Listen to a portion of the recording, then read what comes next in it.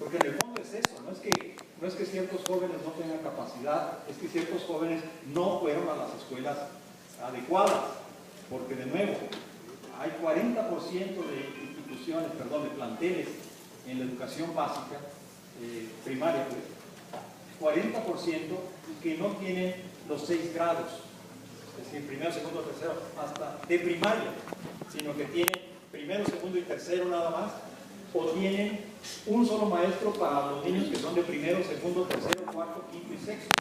40% de las escuelas están en esa situación.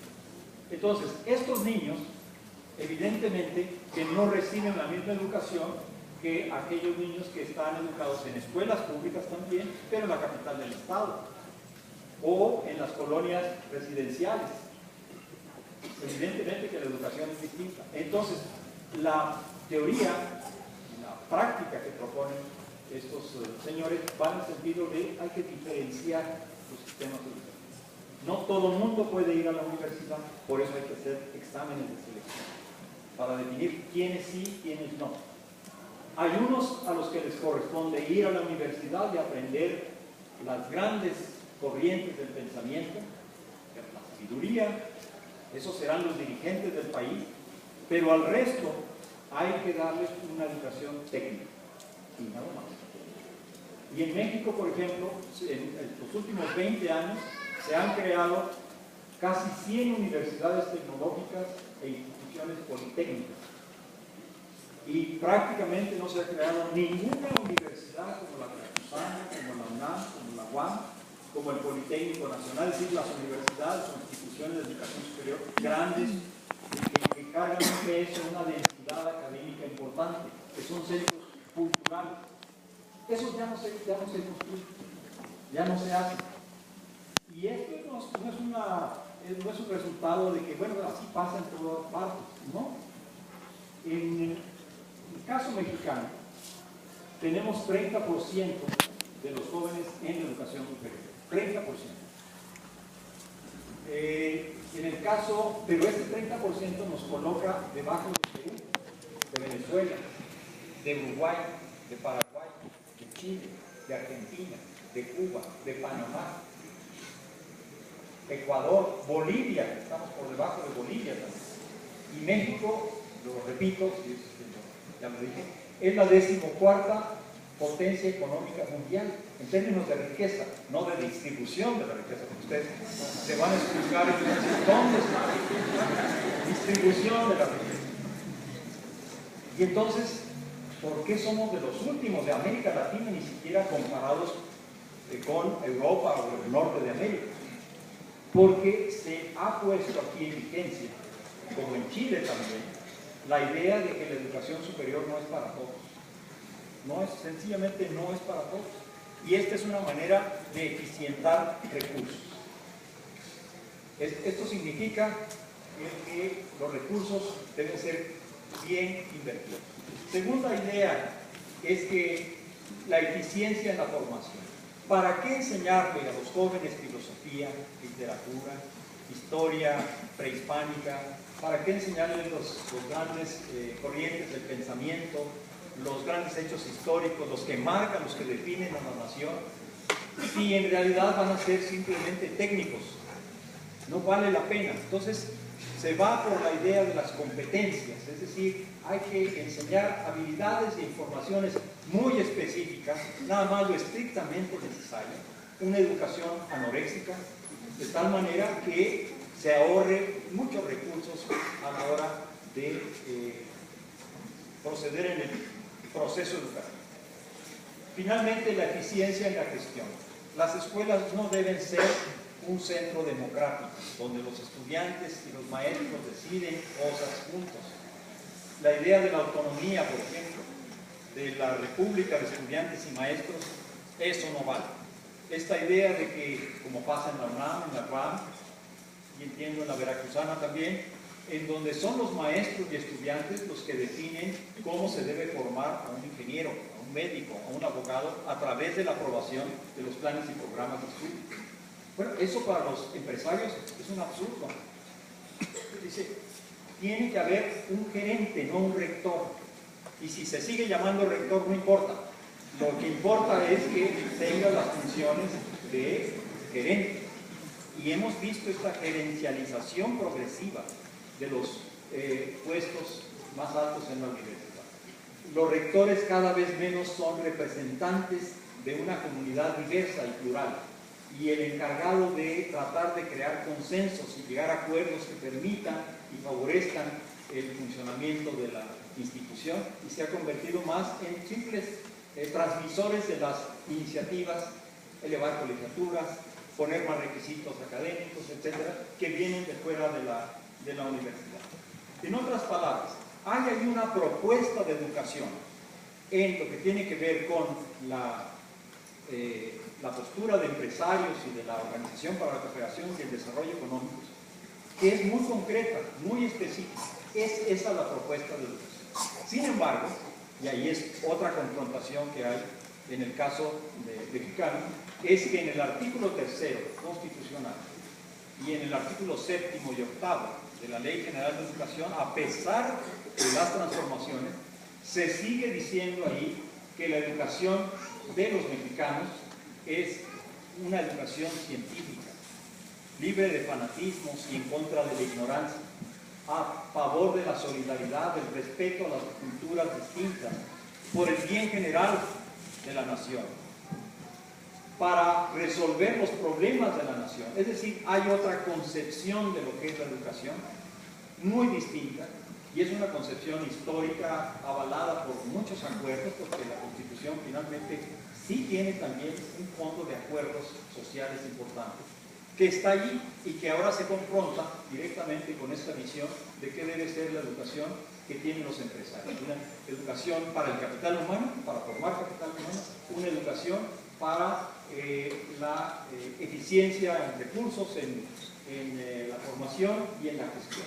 Entonces, es un conflicto de clase que se transporta también, se pasa también a un conflicto en la educación misma. Por eso es tan importante lo que ustedes están haciendo hoy en Veracruz, de protestar y de salir a la calle, porque no solo está en juego si me van a correr o no, lo cual ya es bastante importante, sino además la formación que van a recibir los niños y jóvenes que vienen detrás.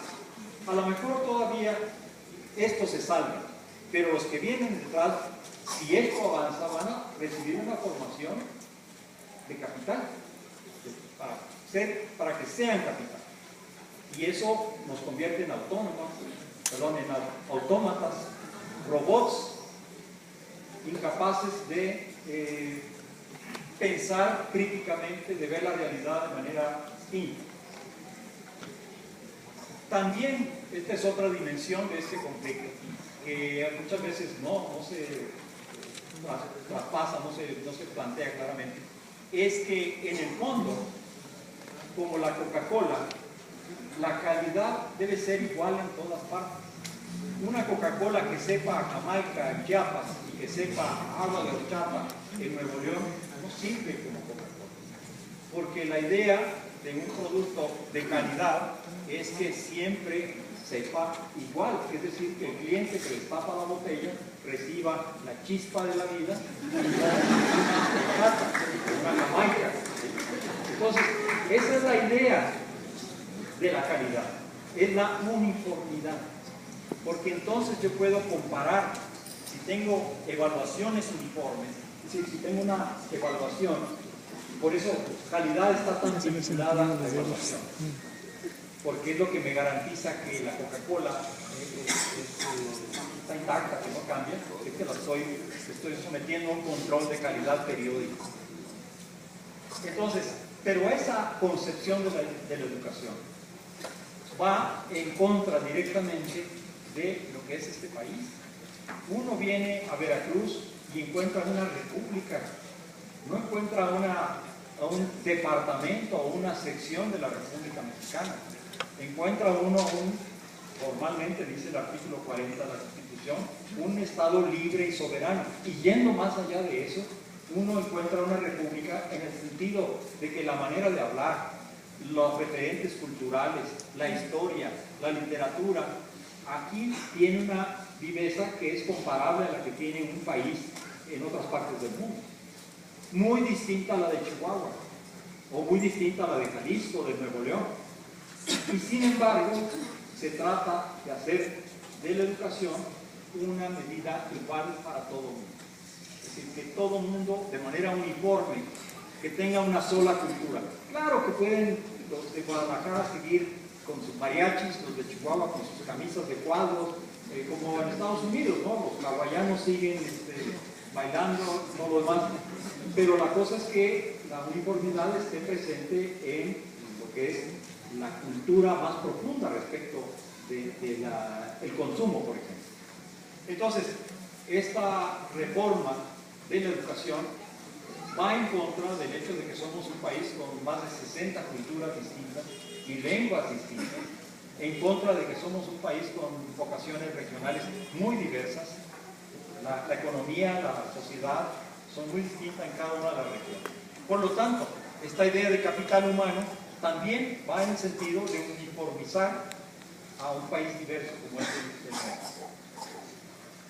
Todo esto que está en juego hoy y que aparece y desaparece en las discusiones, porque si ustedes analizan las leyes verán que hay frases que hablan de la pluralidad y del respeto a las culturas y las regiones, precisamente porque ya desde hace meses se ha estado insistiendo en estos puntos. Y se habla del respeto a los derechos de los trabajadores, también porque desde hace meses se ha estado planteando en estos términos. Todo esto ha llevado a una cosa muy importante, a la construcción de un movimiento nacional. Hoy estamos en una situación inédita, insólita, que como muchos dicen, hace un año nadie la pudiera haber anticipado.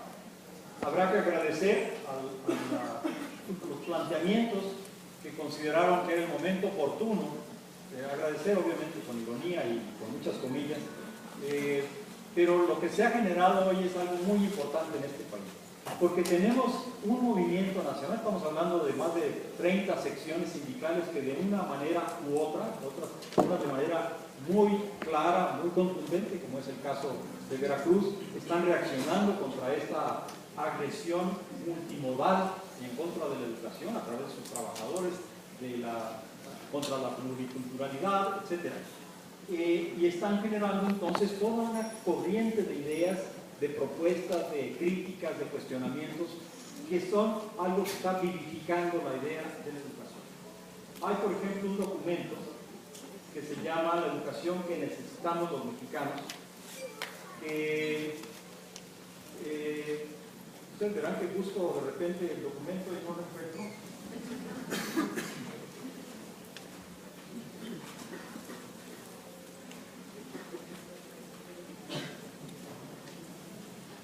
Se llama Hacia la educación que necesitamos los mexicanos. Y es una elaboración de unas cuartillas, lo pueden encontrar en internet fácilmente, nomás ponen el título, Coordinadora Nacional de Trabajadores de la Educación, hacia la educación que necesitamos los mexicanos. Pero aquí hay una actualización de los planteamientos, estos del artículo 3º y de la Ley General de Educación, 7º y 8º, o sea, sin los cambios ahora ocurridos, que reivindican esta corriente profunda de la educación. Y ahí, por ejemplo, hay cuestiones sobre la evaluación, que es un punto que pues es especialmente importante. Lo que se propone en este documento es una evaluación, dice, critica en primer lugar cómo la evaluación es un acto de arriba abajo.